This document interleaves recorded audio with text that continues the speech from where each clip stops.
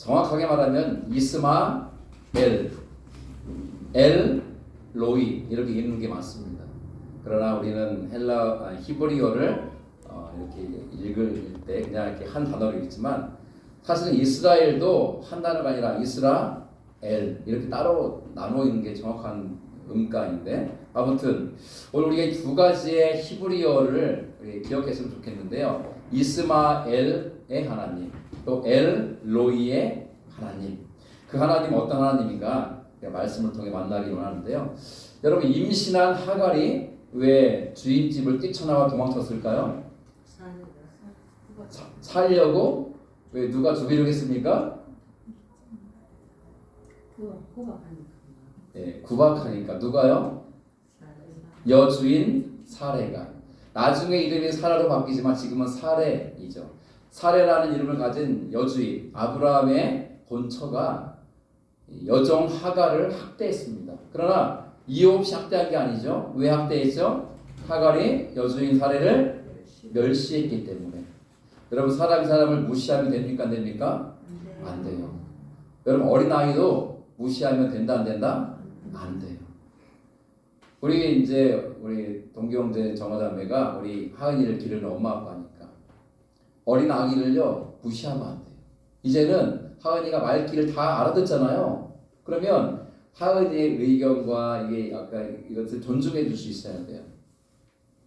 그래서 엄마 아빠도 사실은 공부를 좀 많이 하셔야 돼요. 아이를 키우는 육아 공부를. 무조건 아이가 하고 싶다고 들어줄 수는 없잖아요. 되는 것, 안 되는 것을 분명히 해야 돼요. 그러나 아이의 감정을 무시해서는 안 돼요. 지금 아이가 하고 싶은 게 있거든요. 하고 싶은 거를 엄마 아빠가 허락할 수 있는지 없는지를 판단하고 허락할 수 있겠다 싶을 때는 허락하는 거죠. 그러나 안 되는 것은 안 되는 거죠. 청소하다 보니까 의자에 볼펜으로 막 뚝뚝 그은 게 한두 개가 아니던데요. 엄마 아빠 빨리 돈 벌어가지고 다시 선 바꿔놓으세요.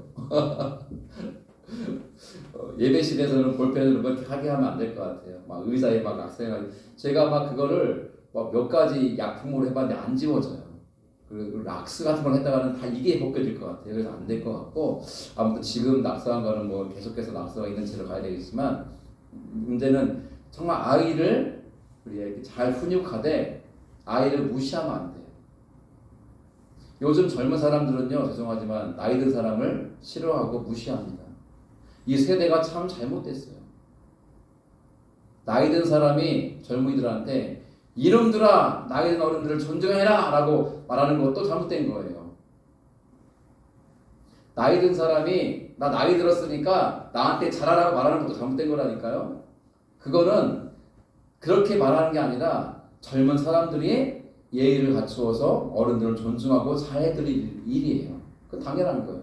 근데 자기들 스스로 나이 먹었다는 이유로 나한테 잘해라고 말하는 것은 옳지 않아요. 지하철을 탔는데 젊은이가 어르신 여기 앉으십시오 하고 자리 양보하는 것은 아름다운 일이지만 나이 들었다는 이유로 젊은이 일어나! 라고 말하는 것은 잘못된 일이에요. 사람을 무시하면 안 됩니다. 주인으로서 사례가 종인 하갈을 무시하는 것도 잘못된 일이지만 종인 하갈이 주인인 사례를 무시하고 멸시한 건 더더욱 잘못된 거예요. 아무리 자기 여주인 사례가 임신을 하지 못하는 불쌍한 여인이라 할지라도 젊은 하갈이 아브라함을 이제는 지아비로 섬기게 되었고 첩이지만 그죠? 후처지만 지아비로 섬기게 되었고 그 지아비의 아기를 갖게 됐잖아요. 임신했어요. 얼마나 기쁜 일이에요? 그러면 감사해야죠. 종이었던 하갈이 이제는 주인의 후처가 되었으니 신분적으로 보면 좀 더 상승된 거잖아요. 신분도 상승됐고 더구나 아브라함이 이제 두 번째 부인이니까 잘 해줄 거 아니에요. 그전에는 그냥 종이었어요. 그냥 종인데 이제는 단순한 종이 아니라 나의 두 번째 부인이 됐으니 아브라함이 잘 챙겨줬을 거 아니에요. 더구나 아기를 가졌으니 얼마나 기뻐요. 그래서 먹을 것도 필요한 것도 채워주면서 이 하갈을 잘 돌본 거예요. 그런데 주인이 자기를 이뻐하자 하갈이 기고만장한 거예요. 그 교만함이 하늘을 찌르게 되었고 자기 여주인 사례를 무시하고 멸시하게 이른 거예요. 얼마나 사례가 기분 나쁘고 화가 났을까요? 남편에게 따져 물었고 남편에게 마지막 한 말이 당신과 나 사이에 누가 잘못한 일인지 하나님이 판단하시고 잘못한 자를 심판하시길 바란다라고 하니까 아브라함이 깜짝 놀랐어요. 그러면서 하는 말이 여보 미안해 당신 마음대로 하가를 처리해 라고 넘겨준 거예요. 그러자 사레가 그때부터 하가를 어떻게 했다고요? 학대하기 시작했어요. 학대한다는 건요 정신적으로만 학대한 게 아니라 육체적으로도 물리적으로도 학대했다는 뜻이에요. 그러자 견디다 못해 하갈이 집을 뛰쳐나와 도망한 거죠. 도망가서 어디로 가게 됐냐면 광야로 갔어요. 광야는 아무도 없는 곳이죠. 사막과 같은 곳이죠. 여러분 광야에서 사람이 살 수 있습니까? 없습니까? 살 수 없어요. 사람의 생존에 가장 필요한 게 뭘까요? 동기형제?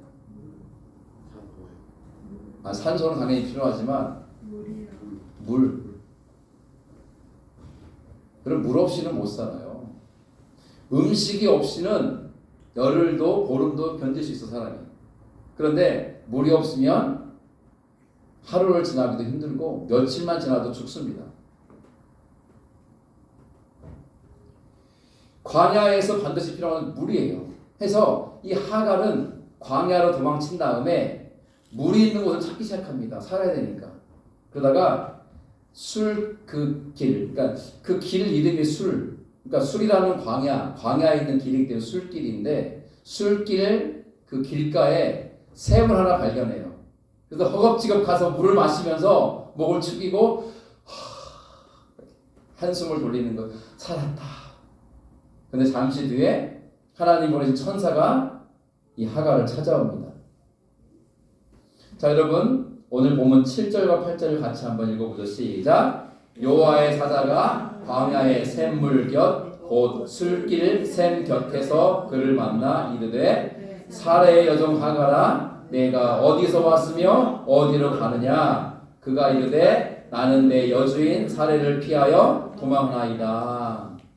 여러분 여기서 흥미로운 게 뭐냐면요. 천사가 찾아와서 하갈을 부를 때 이름을 혹시 몰라서 여인이요 이렇게 부를 수도 있지만은 어떻게 불러요? 하가라라고 그 이름을 정확히 부르는데 그냥 하가라라고 부르는 게 아니라 뭐라 불러요? 사레의 여종 하가라 불러요. 이 말은 천사는 이미 그 여인이 누군지 알고 있었다는 거예요. 이 여인의 이름은 하갈이에요. 근데 단순한 하갈이 아니라 사레의 여종이라는 것을 정확하게 알고 있었어요. 그러면서 그 여인을 부를 때 사레의 여종 하가라 라고 부른 거예요. 왜 그랬을까요? 이유는 어렵지 않아요. 하갈아, 네 주인은 누구다? 사레다.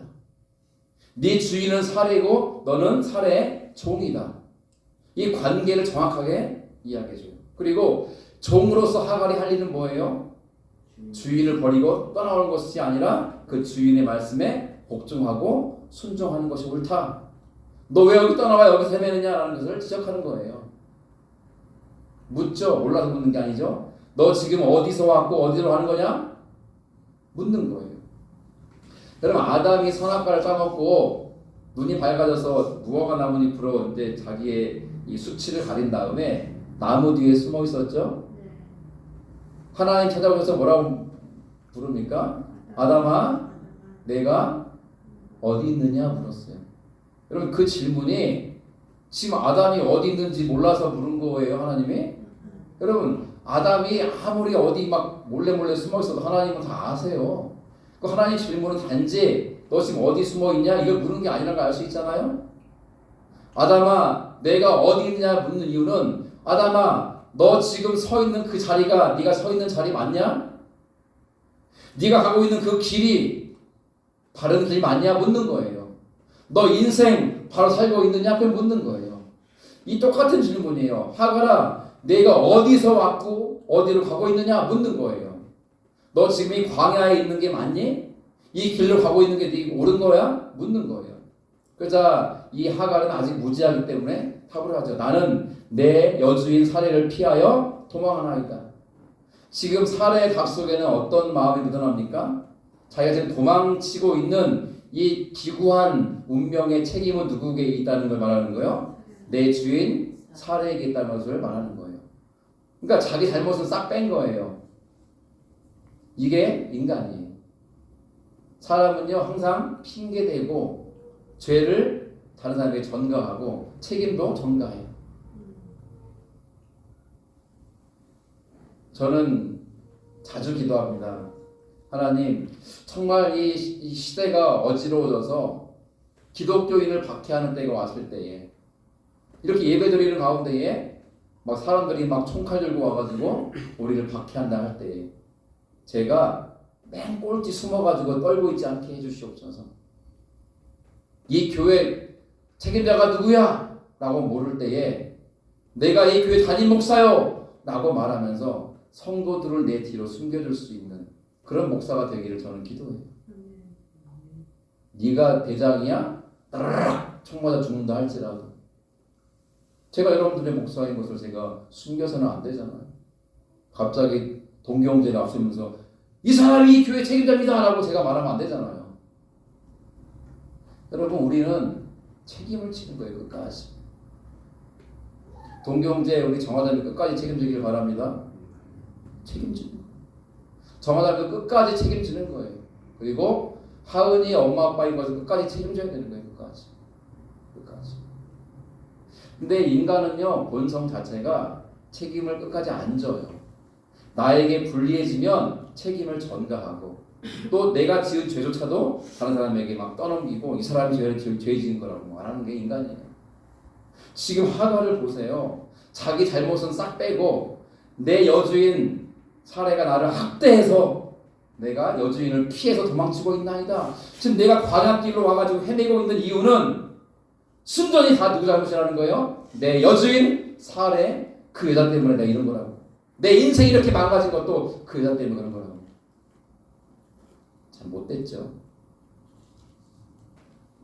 그런 하가를 향해서 천사가 아휴 얼마나 힘들었니, 얼마나 외로웠어, 서러웠지, 속상했지 라고 다독였으면 참 좋았을 텐데 하나님의 천사는요 그렇게 하지 않아요. 어떻게 합니까? 같이 읽죠. 시작.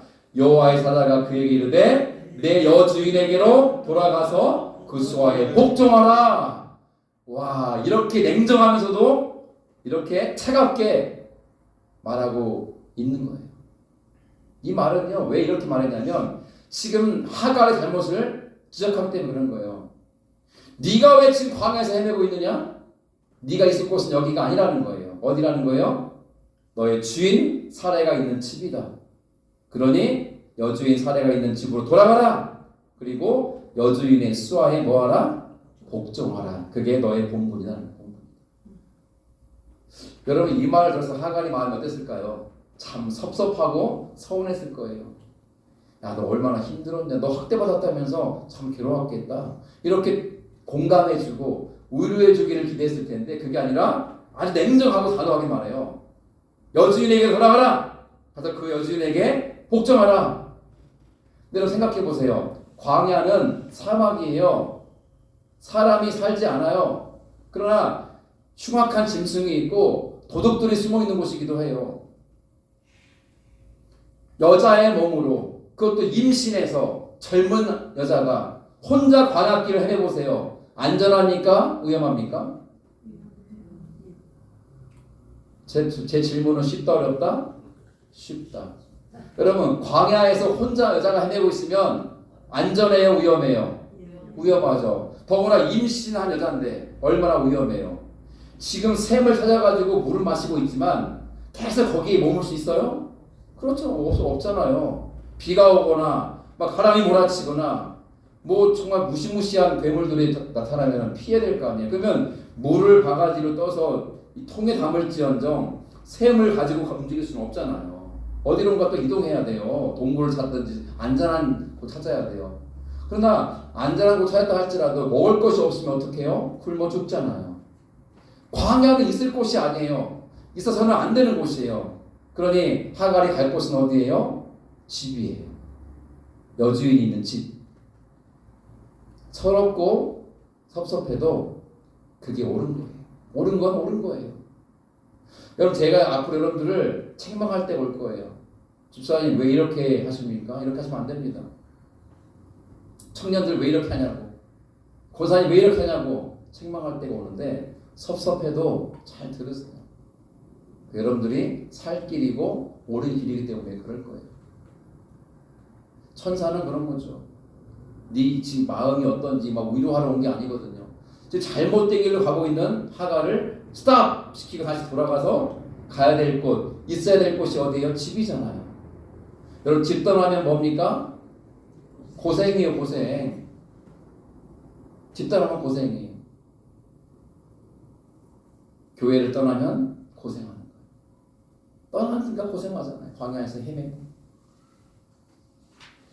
자, 이야기가 어떻게 전개됩니까? 그런데 이 사자, 하나님의 사자인 천사가 이렇게 말했을 때 하갈이 좀 마음 상하고 속상했을지 모르지만 생각하니까 그게 맞는 거는 인정될 거야. 맞긴 맞죠, 그게.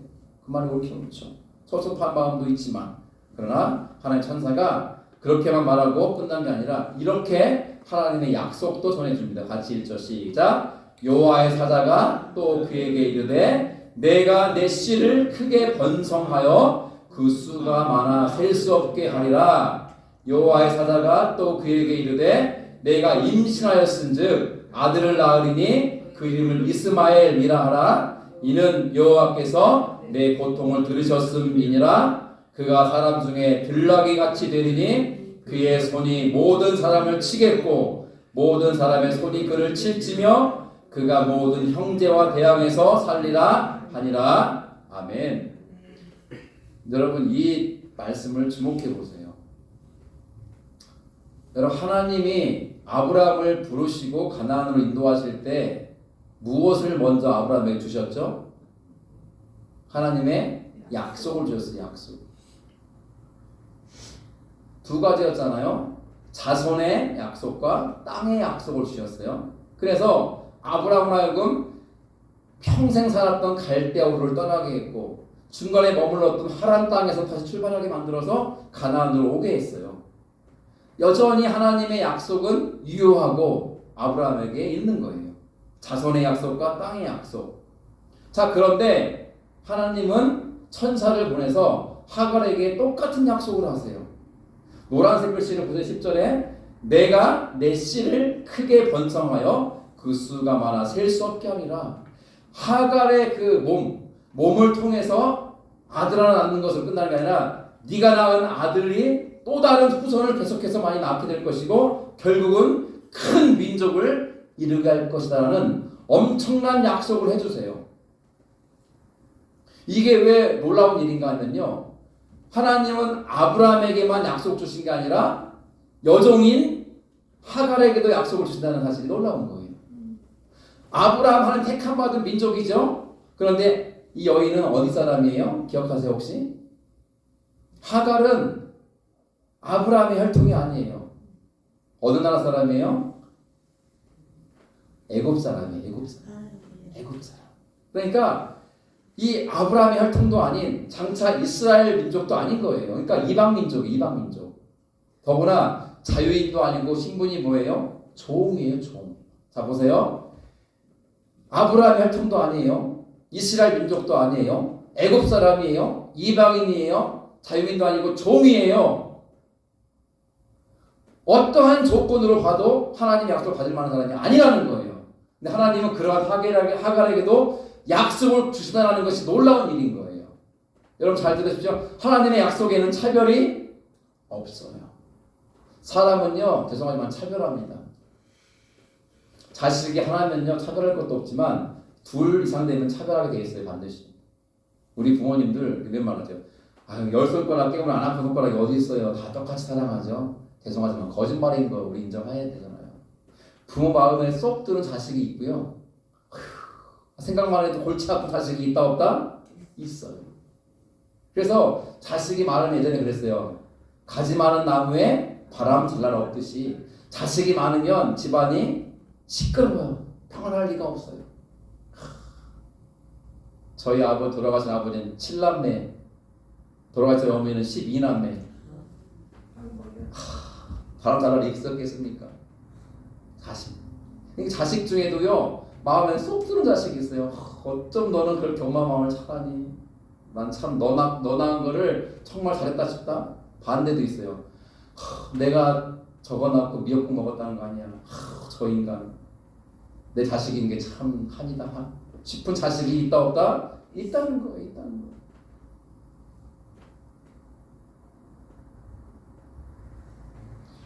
하나님께서 사람을 차별하신다면 우리에게는 소망이 없어요. 하나님이 약속을 줄 사람을 따로 정해놓고 나머지는 약속을 주시지 않기로 결정했다면 우리에게는 소망이 없어요. 구원 생각해보세요. 구원. 이영식 집사님은 구원받을 자격과 조건이 있다고 생각하세요? 스스로? 나는 구원받을 자격이 있고 구원받을 조건을 갖추고 있어. 이렇게 믿어집니까? 믿음에 확신이 있기 때문에. 저는요 자격이 없어요. 저는 구원받을 자격이 없고 구원받을 조건도 가지고 있지 못해요. 도지사님 어떠십니까? 도지사님은 구원받을 자격이 있다고 생각하세요? 자격으로 말하면 우리 중에 아무도 구원받을 자가 없어요. 조건을 제시하면 그 조건을 충족시켜서 하나님의 구원에 이를 자가 아무도 없다고요. 다만 누구든지 자신이 하나님을 떠나 살았던 죄인인 것을 인정하고요. 예수님이 십자가에 죽으신 것은 당신의 죄 때문이 아닌 바로 나의 죄 때문에 죄값을 치르시고자 십자가에 죽으신 것을 믿고 그러한 나에게 영원한 생명의 은혜를 주시고자 사망 권세를 이기시고 생명을 다스리시는 생명의 주가 되시기 위해서 부활하신 것을 믿는다면 우리에게 구원이 임하는 줄로 믿습니다. 이 구원의 복음은 차별이 없어요. 누구든지 회개하고 예수 믿으면 구원받아요. 예수 믿으면 영생을 얻어요. 예수 믿으면 하나님 나라의 백성이 돼요. 이 은혜에는 차별이 없다는 거예요. 구약도 마찬가지예요. 하나님의 약속은 특별한 누군가에게만 주고 나머지는 주지 않는 게 아니라 누구든지 하나님이 살아계심을 믿고 하나님 향해서 마음을 열고 그분을 바라본다면 하나님 그 사람에게 동일하게 약속을 주신다는 거예요. 이게 오늘 주시는 복음을 주시는 귀한 말씀이에요. 그래서 오늘날도 선교사님들이 나가서 땅끝에 나가서 복음을 전하는 이유가 거기에 있는 거예요. 하나님은 아브라함의 하나님이시기도 하지만 하갈의 하나님도 되시는 거예요. 하나님이 이스라엘 하나님도 되시지만 이방인들의 하나님도 되시는 것이고요. 하나님은 믿는 우리들의 하나님이시기도 하지만 믿지 않는 이들의 하나님이시기도 한다는 거예요. 하나님은 모든 사람의 하나님이시요 모든 민족의 하나님이시고 모든 열방의 하나님이시라는 것을 분명히 아셔야 돼요. 그래서 내 남편, 내 아내, 내 형제자매, 내 친구들 마음속으로 이 인간들은 예수 믿지 않을 것 같아 라고 하면 된다 안 된다? 안 된다. 비록 말썽 부리고 비록 사고치고 비록 내 삶을 힘들게 만드는 내 남편이고 아내이고 자식이고 부모라 할지라도 그 모든 사람들은 하나님의 구원을 받아야 되는 영혼들이라는 사실을 믿지 말라는 거예요. 가끔 TV를 보면요 막 세계 여행에 관한 TV가 나와요. 저는 그건 좋아해요. 제가 뭐 다른 나라 가본 데가 거의 별로 없기 때문에 다른 나라에 관해서 이렇게 딱 찍어가지고 보여주면 또 참 좋더라고요. 근데 인도, 인도네시아, 태국, 베트남, 뭐 미얀마, 라오스 이런 데 가보세요. 다 불교, 이슬람, 다른 종교를 믿는 사람들이 대체적이거든요. 어떤 분 그러더라고요. 저들 다 쓰라미로 쓸어 죽어야 된다고. 그런 말이 어디 있어요? 그렇게 말하면 우리도 하나님의 심판으로 쓸려 버려야 되는 사람들이잖아요. 자기 주제를 모르고 하는 소리인 거예요. 여러분 그 사람들도 다 구원받아야 되는 사람, 불쌍한 사람들이에요. 여러분 저는 감사한 게 그거예요. 저는 감사한 게 이영식 집사님은 장가를 가면서 예수 믿게 되어서 얼마나 복받은 분이에요. 저는 태어날 때부터 믿음의 집안이었기 때문에 저에게 참 감사해요. 제 아내도 그렇고 정하다음에도 그러지 않았어. 어릴 때부터 태어났을 때 할머니가 교회 가시고 엄마가 교회 가시고 그러니까 자연스럽게 교회를 갔잖아요. 이렇게 그렇잖아요. 근데 그 사람들은 태어났는데 인도네시아 사람이고 태어났는데 이슬람이고 이슬람. 그 사람을 선택한 게 아니잖아요. 태어나 보니까 나는 인도네시아 사람이고 태어나 보니까 나는 이슬람을 믿는 집안에 사니까 나도 모르게 그냥 자연스럽게 알라를 믿고 있을 뿐인 거죠. 그들과 우리가 뭐가 달라가지고 우리가 그래서 은혜인 거예요. 내가 구원받은 것을 우리는 자랑할 수가 없어요. 겸손할 수밖에 없어요. 나는 구원받아 마땅한 사람이야. 천만의 만만의 말씀. 하갈은 깨달았을 거예요. 나 같은 이 이방인에게, 애굽 사람에게, 도망친 자에게, 종인 사람에게, 그때 여자인 나에게, 아무 쓸모없는 하찮은 나에게 하나님이 천사를 보내주시고 뿐만 아니라 나에게 그 위대한 약속을 주시다니. 더구나 지금 임신 중에 내가 아들 날지 딸 날지 어떻게 알아요? 그런데 네가 아들을 낳을 것이다. 그리고 더 놀라운 것은요, 그 아들의 이름을 뭐라고 하라? 이스마엘이라 하라. 성경에 하나님이 직접 이름을 준 인물이 많지 않아요. 그런데 이스마엘이 그 중에 하나예요. 놀랍지 않습니까? 그 이집트 애굽 출신의 여종인 하갈을 통해 낳을 아들 이름을 미리 지어준 거예요. 이스마엘이라. 왜 이스마엘로 하라 하느냐? 이유를 설명해요. 이는부터 읽어 노란색 시작. 여호와께서 내 고통을 들으셨음이니라. 아멘. 그래서 이스마엘 이름 뜻은 뭐냐면 다 따라하세요. 들으시는 하나님. 한 번 더. 들으시는 하나님. 들으시는 하나님. 정화자매 선포해 보세요. 들으시는 하나님. 네, 큰 소리로. 하은이한테 혼날 때 하는 목소리로. 들으시는 하나님이라는 뜻이에요. 이스마엘. 저는 여기에 은혜가 돼요. 여러분 사람이요 감정을 풀지 않으면 그게 한이 돼요. 한이 되면 죽을 때까지 한스러운 삶을 살아요. 늘 한숨만 나오고 늘 마음이 아프고 늘 속상하고 이 한이 풀려지지 않으면요 평생 한스러움을 살아요. 그럼 제가 누누이 말하지만 왜 세월호 참사 왜 이태원 참사를 우리가 기도하냐면요 그 부모들의 한 때문에 그 어린 나이에 죽은 자식을 둔 부모 그 풀어줘야죠. 그럼 뭘 해야 돼요? 그들의 소리를 들어줘야 되는 거예요. 왜 대통령 이해 안 됐잖아요 사람들이. 세월호 사건이 있은 지가 10년 됐어요 여러분. 10년. 사건이 밝혀지지가 않았어요 아직도. 이게 웬일입니까? 여러분 큰 배가 가라앉을 때는요 몇 시간 걸려요. 방송으로 자 수학여행 오신 학생들 줄 서가지고 한 명씩 나오세요 하면 다 살았어요. 아세요? 배가 가라앉는데 몇 시간 걸렸잖아요. 근데 왜 안 구했냐고요. 안 구한 이유가 뭐예요 도대체. 이유를 밝혀주지 않잖아요. 아직도 미궁이에요. 아직도 미궁. 그 한을 어떻게 한 풀어줘야지. 그들의 아픈 마음을 들어줘야 되는 거예요.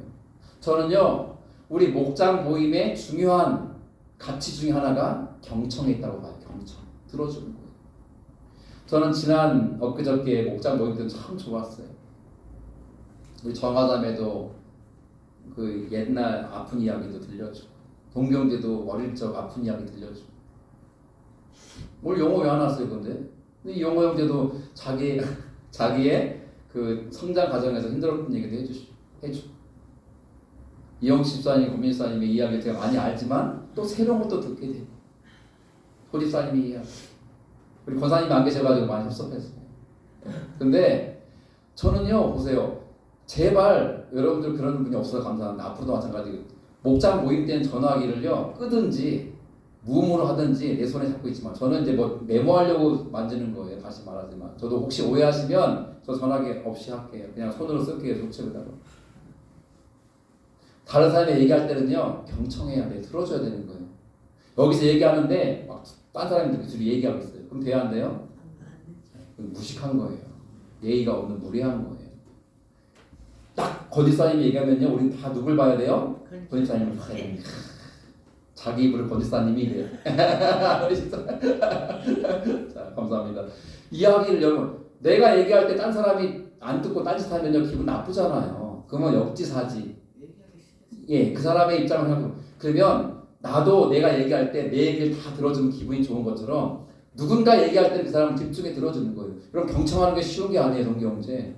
내가 생각을 집중하지 않으면 놓쳐요. 딴 생각하면요 이 사람이 얘기하는 걸 기억 못해요. 집중해야 돼요. 근데 여러분 우리가 특별히 해준 것도 없어요. 그냥 권사님, 집사님, 청년들 우리 부부도 마찬가지고 내 얘기한 것뿐인데 얘기하고 나면 마음이 어때요? 시원하고 후련하고 가벼워져요. 근데 막 밥 먹고 막 꽉 채한 것처럼 내 마음속에 이만한 돌덩이가 있었던 것 같은데 이야기를 다 하고 나니까 그게 언제 쑥 내려가서 기분이 참 좋은 거예요. 근데 그러한 우리 이야기 나누는 시간을 통해서 성령이 역사하는 거 아세요? 성령이 우리 마음을 치유하시고 고치시고 회복하는 줄로 믿습니다. 그래서 목장하는 거예요. 다른 게 아니에요. 저는 구름대와 같이 한데 몰려오는 것을요 원치 않아요. 그런 일도 없겠지만 구름대와 같이 몰려오면 어떻게 감당해요 우리가?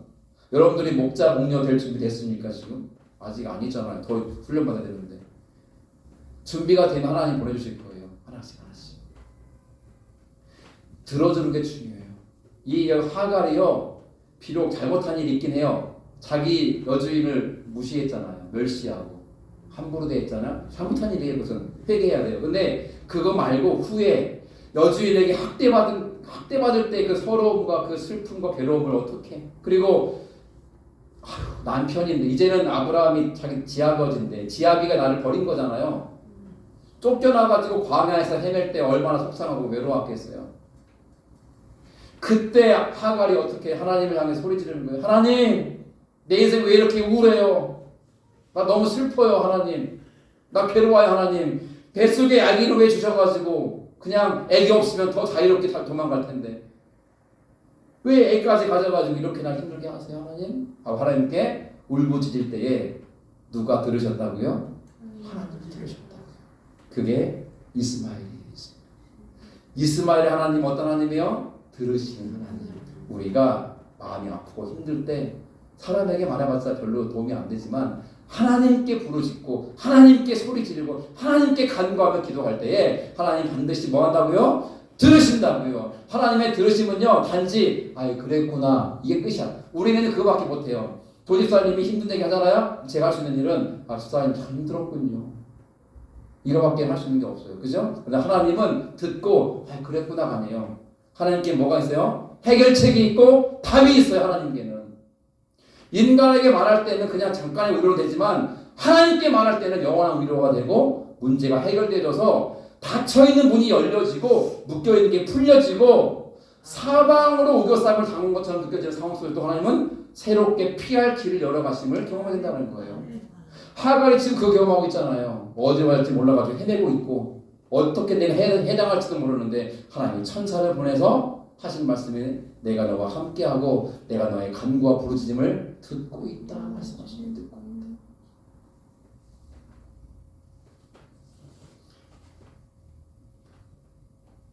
이제 어떤 일이 벌어지죠? 같이 읽죠. 시작. 하갈이 자기에게 이르신 여호와 이름을 나를 살피시는 하나님이라 하였으니 이는 내가 어떻게 여기서 나를 살피시는 하나님을 배웠는고 함이라. 아멘.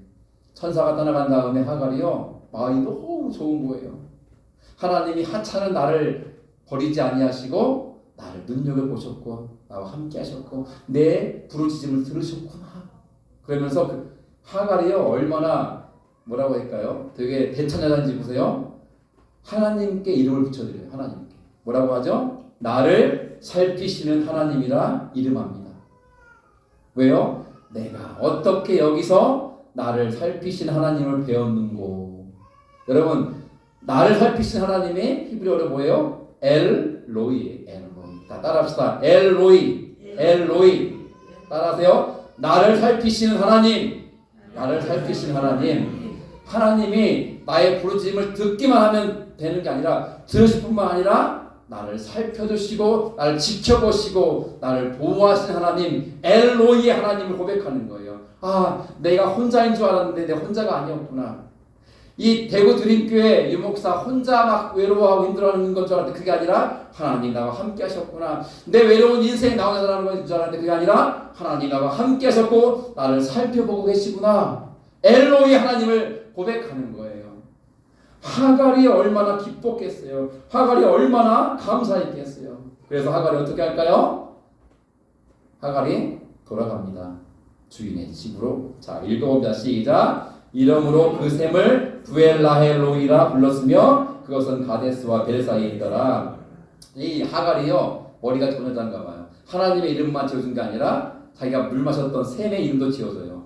근데 여러분 이것은요 6글자니까 부엘라 헤로 이렇게 읽으면 안 되고요 2글자씩 떼 읽어야 돼요. 부엘 라헤 로이. 뭐 이게 히브리어니까 근데 우리가 기억하기가 좋게는 부엘 라헤 로이 이름은 더 좋긴 한데 부엘 라헤 로이라는 뜻이에요. 그 뜻은 뭐냐면 서희 같이 읽어볼게요. 시작. 나를 보시는 살아계신 자의 샘물이라는 뜻이에요. 내가 몰랐는데 나를 보고 계신 살아계신 하나님이 주신 샘물이었구나. 여러분 그랬어요. 내가 광야를 헤매다가 우물을 만나가지고 와 물이다 하고 물 마시면 기뻐했는데 알고 보니까 그 우물을 허락하신 분이 누구예요? 하나님이셨던 거예요. 나의 목마른 인생 가운데 해갈의 기쁨을 누리도록 샘물을 만나게 하신 분이 하나님에서 깨달은 거예요. 내가 이 광야에서 헤매고 있었지만 해받지 않고 지금까지 목숨을 부지할 수 있었던 것은 내가 피할 길을 열어가지고 조심해서 와서 그런 게 아니라 하나님이 나와 함께 하셨고 내 간구를 들으셨으며 나를 살펴주셨기 때문이구나를 뒤늦게 깨달은 거예요. 여러분 그거를 잊으시면 안 돼요. 지금까지 나의 인생 가운데 나로 살게 하신 분은 하나님이세요. 그 하나님을 우리는 항상 기억하고 하나님께 감사드리는 거예요. 그게 예배이고 그게 찬양이고 그게 마땅한 성도의 삶이라는 거예요. 이제 마지막 9절 말씀을 나눕니다. 15절 같이 읽죠. 시작. 하갈이 아브라함의 아들을 낳음에 아브라함이 하갈이 낳은 그 아들을 이름하여 이스마엘이라 하였더라. 아멘. 하갈이 돌아갑니다. 돌아가서 이제 여주인에게 뭐 합니까? 복종하는 거예요. 아마 사과했을 거예요. 주인님, 제가 교만해서 주인님을 내가 멸시했던 것 죄송합니다. 용서해 주세요. 다시는 그러지 않겠습니다. 이제는 당신의 말씀만 따르겠습니다. 여러분 사례가 그 말 듣고 됐어. 너는 계속 학대받아야 돼 하고 학대했겠습니까? 아니요. 사례 그런 나쁜 회사 아니에요. 자기가 화가 나고 막 서러워서 그런 거지. 근데 이 하갈이 와서 순종하고 복종하니까 사랑해주고 돌봐줬겠죠. 왜? 내 남편의 아이를 가진 여자인데 내가 그렇게 계획해가지고 일을 벌인 건데 얼마나 잘해줬겠어요. 그리고 드디어 아들 낳았는데 아들의 이름을 뭘로 지었을까요? 이스마엘로.